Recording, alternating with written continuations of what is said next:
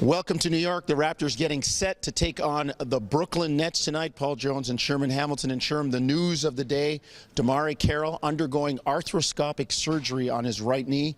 No timetable, will be updated as needed. We know one thing, he's out.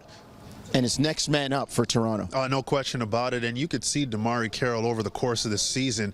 He hasn't been right. He hasn't moved well. And I think this is a good thing. You take care of the issues now, because the reality is you need him for the March or April run of this season. So get him healthy and make sure that he gets his right rhythm when he comes back. And also, you know, that creates opportunities. And we've seen this team have different key guys out of the lineup, and they've been able to step up and do the job. And James Johnson's a guy who's going to get an opportunity. Terrence Ross is going to get some more runs. So these guys have to take advantage and help the team out. Well, sure, Dwayne Casey said at practice that it would depend on the matchup. Yeah. So I think we're going to see a fluid starting lineup situation, but regardless of who's in there and what kind of fluidity there is, they better be playing some defense. The last couple of games, Dwayne Casey said it after the loss to Cleveland, referring to the Chicago game, 113 points should be enough to win. The last couple games, we've seen the old Raptors of last year and the offensive-minded Raptors creep back in. Well, you're right. And against Cleveland, shooting 49% from the floor, that's a high enough field goal percentage to win a game. Yeah. But you give up over 55% to Cleveland, that's a problem.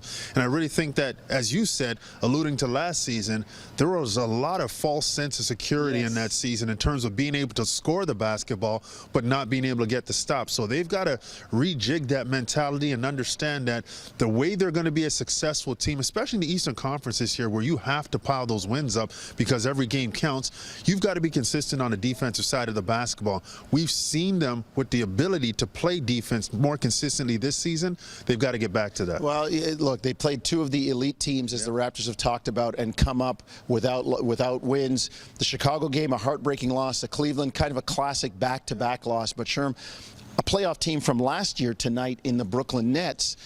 And don't rule them out either. You talk about the East and the way it is. Dwayne Casey said a good week, you move up the standings. Look at Chicago, a bad week, you fall down the standings.